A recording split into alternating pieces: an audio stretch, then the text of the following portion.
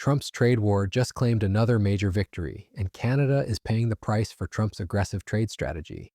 Doug Ford and Prime Minister Mark Carney are meeting this hour at Premier Ford's home with U.S. President Donald Trump, and the ongoing trade war expected to be a focal point. As you just heard there, they have opposing views on how to respond in this moment to Donald Trump's tariffs, with Ford saying it's time to retaliate, while Carney says it's time to talk. What are the politics of each? Let's bring in our front bench. This evening, former New Brunswick Liberal Premier Brian Gallant is here. He's the CEO of Space Canada now. CTV political analyst and former Conservative Industry Minister James Moore is with us. He's a policy advisor at Edelman now. And former Indy PM BC Minister Nathan Cullen is here. He's a senior advisor with Strategy Corp at the moment. Hi, everybody. Nice to see you tonight. I appreciate you making the time. Brian, I'll start with you. What the Prime Minister just laid out, that essentially the argument is there are times to hit back and there are times to keep talking. How long do you think that argument holds water with Canadians? Like the position he has now, that now is the time to talk. The automotive giant Stellantis just announced plans to invest $13 billion over the next 4 years to grow its business in the critical United States market. This massive investment will support the addition of more than 5,000 jobs at plants in Illinois, Ohio, Michigan, and Indiana. But here's what makes this announcement particularly devastating for Canada. As part of this strategic shift, Stellantis will move production of the Jeep Compass from Canada to the United States. That model, which was supposed to be built in Brampton, Ontario, is now heading straight to Illinois. Canadian leaders are absolutely furious about what's happening. You better fight like hell, don't roll over, and keep fighting. He drives me absolutely crazy. He does. And we aren't going to roll over. I'm not going to let him roll over Ontario. You can't question Premier Doug Ford's passion when it comes to U.S. tariffs. He was riled up because Stellantis announced this week it would move planned production of its Jeep Compass from Brampton to Illinois. Prime Minister Mark Carney says the CEO of Stellantis assured him the company would consider other vehicles for the plant. Well, Premier Ford and I are both interested in results for his. The union representing thousands of Canadian auto workers isn't mincing words. In Canada, it means auto jobs are being sacrificed on the Trump altar, said Unifor National President Lana Payne in a statement. They see this as Trump using economic pressure to force companies to choose America over Canada, and the evidence shows it's working. This isn't just another routine business decision. This is Trump's tariff strategy working exactly as he intended. Stellantis' $13 billion investment in the United States comes as the Canadian auto industry faces both uncertainty and financial pressure due to tariffs imposed this year by President Donald Trump, who wants to see more domestic vehicle production. The investment represents the largest in the company's 100-year United States history and will drive our growth, strengthen our manufacturing footprint, and bring more American jobs to the states we call home, said Antonio Filosa, Stellantis CEO and North America COO. The story begins with Trump's aggressive use of tariffs as a tool to bring manufacturing back to America. Stellantis estimated the tariffs could take a $1.7 billion toll on its business this year. Last year, more than 40% of the 1.2 million vehicles Stellantis sold in the United States were imported mainly from Mexico and Canada, which faced 25% tariffs. When you're looking at that kind of financial hit, the math becomes pretty simple. Move production to the United States or watch your profits disappear. But this decision didn't come out of nowhere. The Brampton plant has been idle since 2023, and work on retooling for new vehicles halted in February, after President Donald Trump announced plans to lay 25% tariffs on imported automobiles. The factory northwest of Toronto had been slated to produce the Jeep Compass when it reopened, but more than 3,000 unionized Stellantis employees remain on layoff while the plant's future remains unclear. Think about the timing here. Stellantis had already committed to modernizing the Brampton plant. They had plans in motion. Workers were waiting. But the moment Trump made his tariff threats clear, everything changed. The Brampton facility had halted production last year to prepare for the model's launch, but modernization work was suspended in February after the Trump administration imposed new tariffs on Canadian goods. The decision to relocate production redirects planned investment and output away from Canada's auto sector, sparking concerns over the future of the Brampton plant and its workforce. The scale of what Stellantis is now doing in the United States is massive. Stellantis on Tuesday said it plans to boost United States production by 50% over the next 4 years, producing 5 additional models and adding more than 5,000 jobs in Illinois, Ohio, Michigan, and Indiana. This represents one of the largest single manufacturing investments in American automotive history. Let's look at where this money is going. Stellantis said its new United States investments include $600 million to reopen the plant in Belvidere, Illinois, with production of the Jeep Compass and Cherokee by 2027, adding 3,300 jobs. That's the same Jeep Compass that was supposed to be built in Canada. Another $400 million is earmarked for Ohio's Toledo assembly plant, where a new midsize truck will be built alongside the Jeep Wrangler and Gladiator. Stellantis said the move will create 900 new jobs by 2028. The human cost in Canada is staggering. The Brampton plant, which has been down since early 2024 to prepare for the new production line, had about 3,000 employees before closing. But the ripple effects go far beyond just those direct employees. Flavio Volpe, head of the Automotive Parts Manufacturers Association, said suppliers investing heavily to serve Brampton were caught off guard, learning about the shift through media reports. He warned the move threatens approximately 10,000 supplier jobs, calling Stellantis' decision not okay.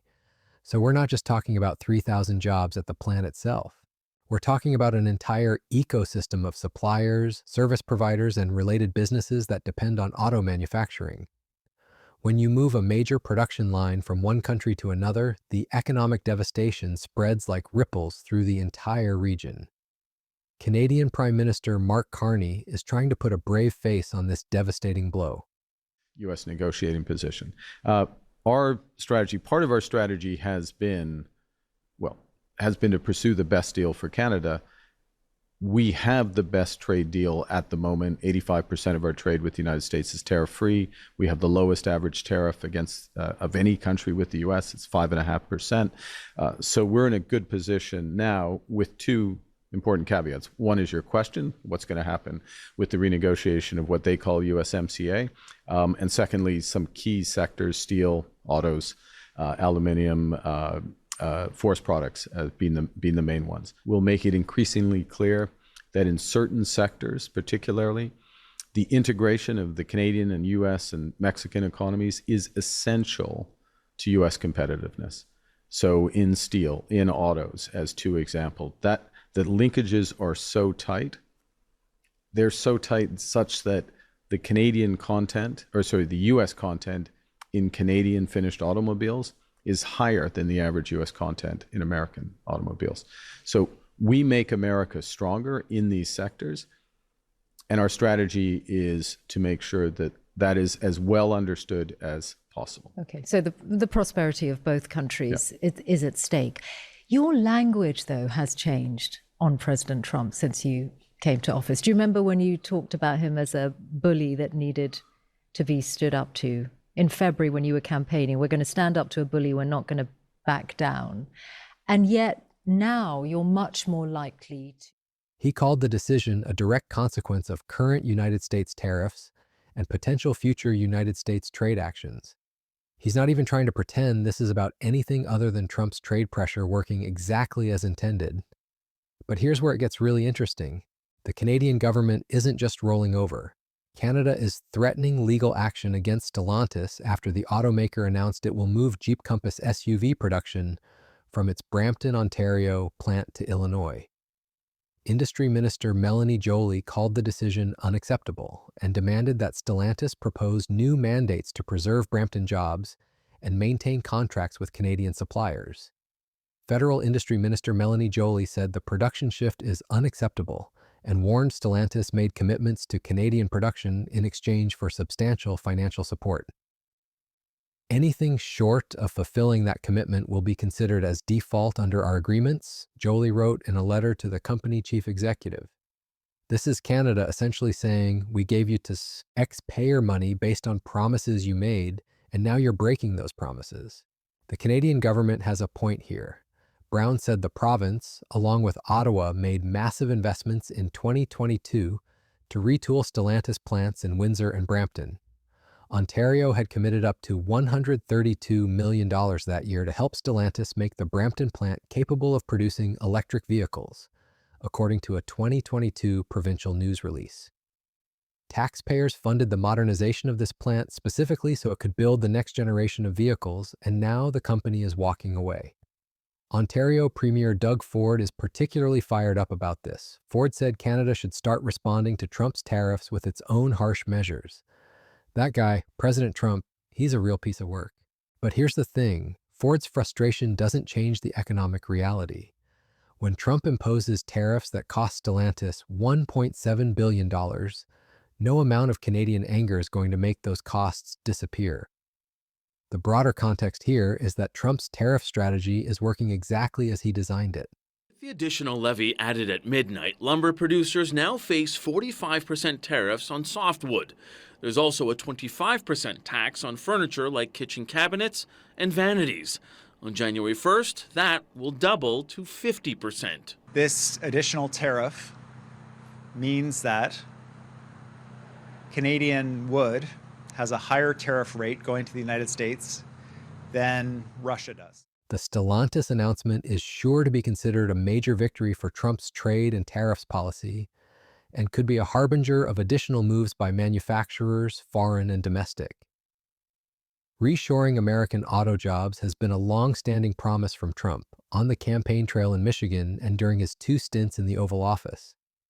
Trump has been crystal clear about his goals here.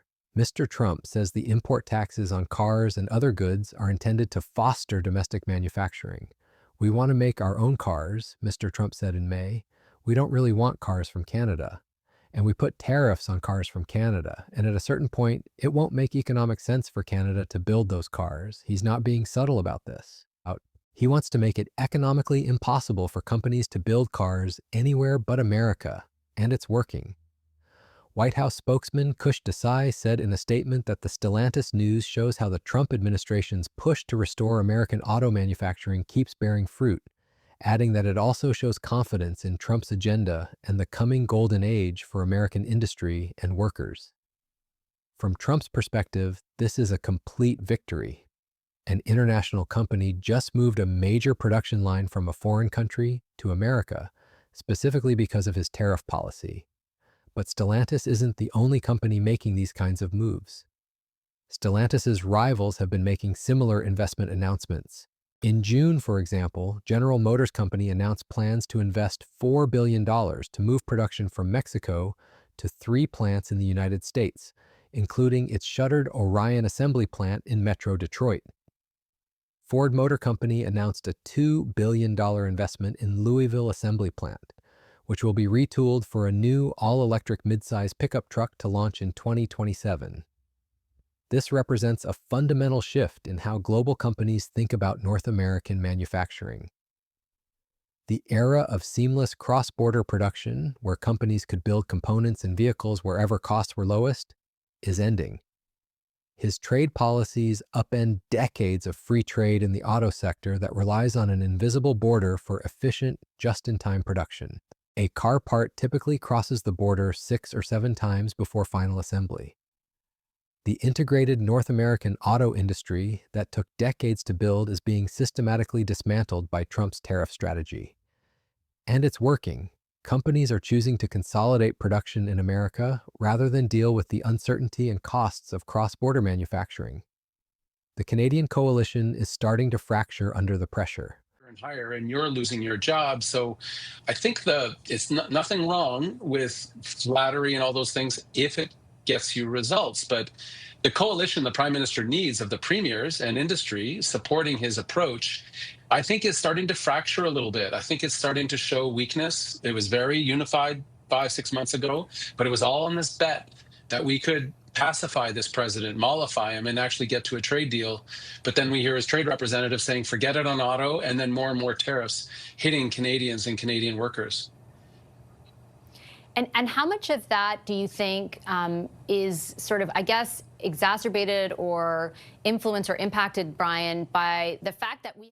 Until a more certain trade environment for the North American auto sector is established through the upcoming review of the Canada-United States-Mexico Agreement, decisions on new investments in the auto sector will continue to be affected. Canada is essentially admitting that they're at the mercy of American trade policy, and all they can do is hope for a better deal in future negotiations. For Stellantis specifically, this investment represents a massive bet on the American market. The new investment will further expand Stellantis's already significant United States footprint, increasing annual finished vehicle production by 50% over current levels. This isn't a minor adjustment. This is a complete restructuring of how and where they build vehicles for the North American market. The top priority since he started as CEO in June, Velosa said, was to grow in the largest market where we operate as a company, the market that we firmly believe will keep growing in the next years, and that represents to us a very good business. When the CEO of a major international automaker says his top priority is growing in America, and then backs that up with a $13 billion investment, Trump's strategy is having the intended effect. But even as Canada threatens legal action and talks tough about retaliation, the economic reality is clear. More than 75% of Canada's exports go to the United States, and Canada recently dropped many of its retaliatory tariffs to match United States tariff exemptions for goods covered under the United States-Mexico-Canada Trade Pact.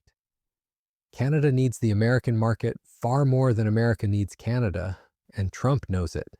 Stellantis is trying to maintain that they're still committed to Canada, but their actions speak louder than their diplomatic words. Asked what will happen to the Brampton plant, a spokesperson for Stellantis said, "Canada is very important to us. We have plans for Brampton and will share them upon further discussions with the Canadian government. We have been in Canada for over 100 years, and we are investing," said Luann Gosselin, head of communications for Stellantis in Canada. But when you're moving your major new product launch from Canada to America and investing $13 billion in American manufacturing while leaving 3,000 Canadian workers unemployed, the "Canada is very important to us" line rings pretty hollow. The broader implications of this move extend far beyond just Stellantis and the auto industry. This represents a fundamental shift in how global companies think about manufacturing in the age of Trump's trade wars. Companies are no longer making decisions based purely on efficiency and cost. They're making decisions based on political and trade policy considerations. Trump has essentially weaponized the American market. By threatening tariffs and creating uncertainty about trade relationships, he's forcing companies to choose between America and everywhere else. And when you're dealing with the world's largest automotive market, that's not really a choice at all. The human cost of this shift is enormous. This decision raises concerns about job losses in Canada. Lana Payne, Unifor National President, stated that Canadian auto jobs are being compromised due to United States trade policies. But from Trump's perspective, those Canadian job losses are American job gains. Every job that moves from Canada to America is a victory for his America First agenda. What's particularly striking about this situation is how quickly it all happened. The Brampton plant, which has been shut down since early 2024 for retooling, halted its upgrade plans in February amid tariff threats. In less than a year, Trump's tariff threats completely changed the trajectory of a major manufacturing facility that had been operating for decades. This is the new reality of global manufacturing in the Trump era. Trade policy isn't just about economics anymore, it's about power. And Trump is using America's economic leverage to reshape global supply chains in America's favor, regardless of the cost to allies and trading partners. The Stellantis decision represents more than just one company moving one product line. It represents the success of Trump's broader strategy to use economic pressure to force companies to choose America. And as more companies make similar decisions, the message becomes clear. In Trump's trade war, there are winners and losers, and America intends to be the winner. For Canada, this is a wake-up call about their economic dependence on the United States. For American workers, it's validation that Trump's tough trade stance can deliver real results. And for global companies, it's a clear signal that the era of frictionless international trade is over. In the New World Order, political considerations matter just as much as economic ones. And Trump has shown he's willing to use every tool at his disposal to make sure America comes out on top.